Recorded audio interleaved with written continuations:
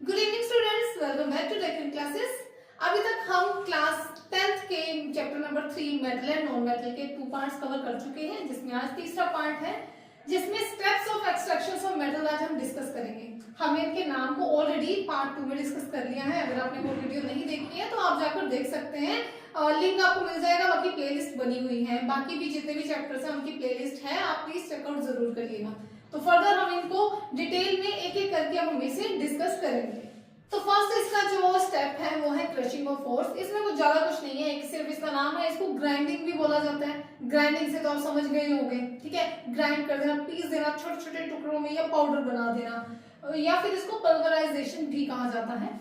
Crushing of ores into fine powder, यानी कि बड़े बड़े रोलर्स लगाकर, मशीन्स लगाकर सारी ओर्स को फाइन पाउडर में या छोटे छोटे पार्टिकल्स में ब्रेक डाउन कर दिया जाता है ताकि मेटल का एक्सट्रैक्शन इजी हो सके। और ये फर्स्ट प्रोसेस है इसका।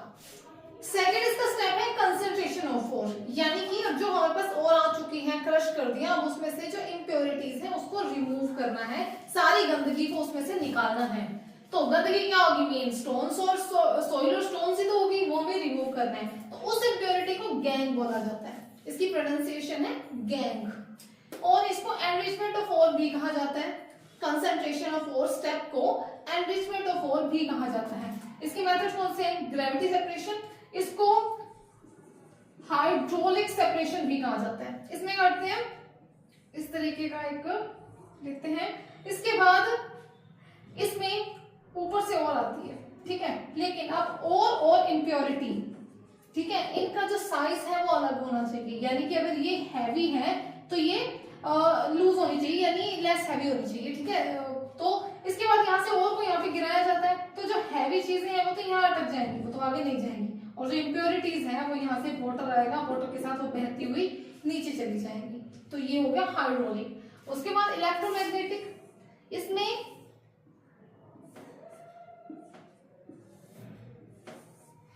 2 व्हील लगाए जाते हैं। उसके ऊपर एक जैसे ना रबर टाइप का मटेरियल होगा, बेल्ट होगी, उस टाइप का कुछ रखा जाता है जो कि इन व्हील के साथ साथ घूमता रहता है, ठीक है, घूमता रहता है। इसके ऊपर क्या करते हैं, नीचे लगा देते हैं प्लेट। व्हील क्या होता है? वो होता है मैग्नेटिक, यानी चुंबकीय होता है। अब जो मेटल वाली ओर है, मान लो आयरन की ओर है, तो उसको सेपरेट करना इस मेथड से काफी इजी हो जाता है, क्योंकि अब यहाँ से और गिरी और आई। अब जितना भी था, मान लो एक कट्टा भर के था, मान लो बोरी भर के और थी, वो हमने गिरा दी। उसके बाद जितनी इसमें इम्प्योरिटीज है वो आगे जाती जाएंगी, और जितना उसमें मेटल है वो इस व्हील के साथ चिपक जाएगा, चिपक के यहाँ तक आएगा। यहाँ से यहाँ पे मैग्नेट खत्म हुई तो यहाँ से गिरेगा प्लेट में, और जो गैंग था, जो इम्प्योरिटीज थी, वो एक साइड कलेक्ट हो जाएंगी। तो ये इसके 2 मेथड्स मैंने करवाए हैं, बाकी और भी मेथड्स हैं, आप उसको डिस्कस कर सकते हैं हम आगे। तो ये इसके मेन 2 मेथड्स हैं, मैंने करवाए हैं। इसके बाद हम थर्ड स्टेप पर चलते हैं। तो नेक्स्ट स्टेप है हमारा एक्सट्रैक्शन ऑफ ओर। अभी तक हमने ओर को क्रश कर दिया, उसको ब्रेक डाउन कर दिया, उसके बाद इम्प्योरिटीज को भी अलग कर दी। जो गैंग था कंसंट्रेशन ऑफ ओर्स में, हमने जाकर उसको भी अलग कर दिया। अब नेक्स्ट है हमारा कि हमारी जो ओर है उसको हमने चेंज करना है मेटल ऑक्साइड में। अब वो कैसे करेंगे? तो conversion of ore into metal oxide, ये 2 तरीके से होते हैं। एक स्टेप है इसका रोस्टिंग, दूसरा है कैल्सिनेशन। अब जो रोस्टिंग है वो सल्फाइड ओर्स को के लिए यूज किया जाता है, और कैल्सिनेशन है वो कार्बोनेट ओर के लिए। सी से कैल्सिनेशन, सी से कार्बोनेट, याद रहेगा आप इजीली, ठीक है। रोस्टिंग में ऐसा आ रहा है, उसमें एस था ही नहीं, एस से सल्फाइड। रोस्टिंग सल्फाइड ओर की जाती है, कैल्सिनेशन कार्बोनेट ओर की जाती है। तो एक डिफरेंस में भी ये क्वेश्चन आ सकता है, तो ये डिफरेंशिएट करते हुए आप देख सकते हैं। अब हमारे पास जिंक सल्फाइड लिया हमने एज ए एग्जांपल। क्या अब हमने जब इसको जिंक ऑक्साइड बनाना है तो क्या हमें ऑक्सीजन की जरूरत है? ऑब्वियसली इसके पास तो ऑक्सीजन नहीं है, ऑक्साइड लगाना है तो ऑक्सीजन तो चाहिए ना हमें। तो हमने ऑक्सीजन की प्रेजेंस में इसको हीट किया, फिर हमारे पास बन गया जिंक ऑक्साइड। तो यानी कि जो रोस्टिंग का प्रोसेस है, जो सल्फाइड ओर्स के लिए किया जाता है, उसमें ऑक्सीजन की जरूरत रहती है, प्रेजेंस ऑफ ऑक्सीजन होना चाहिए, ठीक है, प्रेजेंस ऑफ ऑक्सीजन होना चाहिए। अब जो कार्बोनेटेड ओर्स हैं उसमें CaCO3, क्या इसमें ऑक्सीजन की जरूरत है? नहीं, क्योंकि ऑलरेडी ऑक्सीजन प्रेजेंट है। तो इसको हमने सिर्फ हीट किया और कैल्शियम ऑक्साइड उसमें हमारे पास बन गया। तो यानी कि heating in the absence of oxygen. Calcination में ऑक्सीजन की जरूरत नहीं रहती है और रोस्टिंग में ऑक्सीजन की जरूरत रहती है। डिफरेंशिएट हो गई। और इसमें दो कॉमन चीजें हैं। एक तो दोनों का काम है और उसको मेटल ऑक्साइड में चेंज करना, ये भी करती है, चाहे वो प्रेजेंस में करे ऑक्सीजन के या एब्सेंस में करे, मेन काम क्या है वो ऑक्साइड में चेंज कर रहे हैं। एक सिमिलैरिटी हो गई इनमें। दूसरी सिमिलैरिटी ये है कि अगर मान लो कोई और ऐसी थी जो ओपन में रह गई एनवायरनमेंट में और उसने एनवायरनमेंट से मॉइस्चर एब्जॉर्ब कर लिया। अब उसने एनवायरनमेंट से मॉइस्चर एब्जॉर्ब कर लिया, तो जब उसको हीट किया जाएगा जो उसके अंदर का वाटर कंटेंट है उस ओर के वो इवेपोरेट हो जाएगा। तो ये दोनों में होता है। अगर कोई और ऐसी थी जो ओपन में रह गई, उसने एनवायरनमेंट से मॉइस्चर को एब्जॉर्ब कर लिया, तब उसके बाद उसको हीट करेंगे तो वो इवेपोरेशन हो जाएगा उसका। तो ये इसकी सिमिलरिटी थी, ये इसका डिफरेंस हो गया। नेक्स्ट स्टेप है हमारा रिडक्शन ऑफ मेटल ऑक्साइड। अभी हमने मेटल ऑक्साइड तैयार की थी, उनको हमने उसमें से ऑक्सीजन को हटाना है, ऑक्सीजन को रिमूव करना है। अब क्योंकि हमें तो मेटल चाहिए ना, ऑक्सीजन को हटाएंगे तभी मेटल मिलेगा। तो सबसे पहले हमने लिया कॉपर ऑक्साइड, ये लिया हमने कोक। इसको जब रिएक्ट करवाया तो हमारे पास कार्बन मोनोऑक्साइड आए और कॉपर हमारे पास अलग हो गया रिडक्शन। उसके बाद हमने कॉपर ऑक्साइड लिया और साथ में लिया कार्बन मोनोऑक्साइड। अब कार्बन मोनोऑक्साइड और ये जो ऑक्सीजन था इन्होंने मिलकर बनाया कार्बन डाइऑक्साइड और फिर हमारे पास आ गया कॉपर, अलग हो गया। ये तीसरा इधर देख लेते हैं पहले। कॉपर ऑक्साइड थी, हाइड्रोजन के साथ रिएक्ट करवाया, वाटर बना और साथ में हमारा कॉपर अलग हो गया। उसके बाद पीबी यानी कि लेड ऑक्साइड को हाइड्रोजन के साथ रिएक्शन करवाया, वाटर और पीबी हमारे पास लेड हमारे पास अलग हो गया।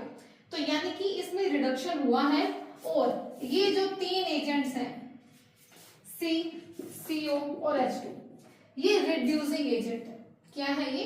रिड्यूसिंग एजेंट्स हैं जो कि ऑक्सीजन को रिड्यूस करवा रहे हैं, रिमूव करवा रहे हैं। अब ये जो ऑक्साइड्स हैं, कॉपर ऑक्साइड, लेड ऑक्साइड और फेरेट ऑक्साइड, आयरन ऑक्साइड, इन पर ही ये तीनों रिड्यूसिंग एजेंट काम करते हैं, बाकियों पर नहीं।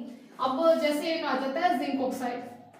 अब इसमें से अगर ऑक्सीजन को अलग करना है तो सिर्फ हमारे को कोक की जरूरत होती है, ठीक है। जिंक अलग हो जाएगा, कार्बन मोनोऑक्साइड अलग हो जाएगी। ये एक अलग रिएक्शन है। इसमें और किसी के साथ ये रिएक्ट नहीं करता है, सिर्फ कार्बन का अकेला कोक के साथ ही रिएक्ट करता है।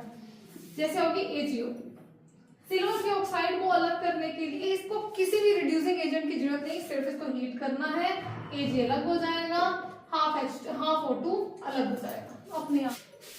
ऐसे हमारे पास एक और है जैसे कि मरकरी की ऑक्साइड। इसमें भी हमने सिर्फ इसको हीट करना है, मरकरी अलग हो जाएगा और हाफ O2 अलग हो जाएगा।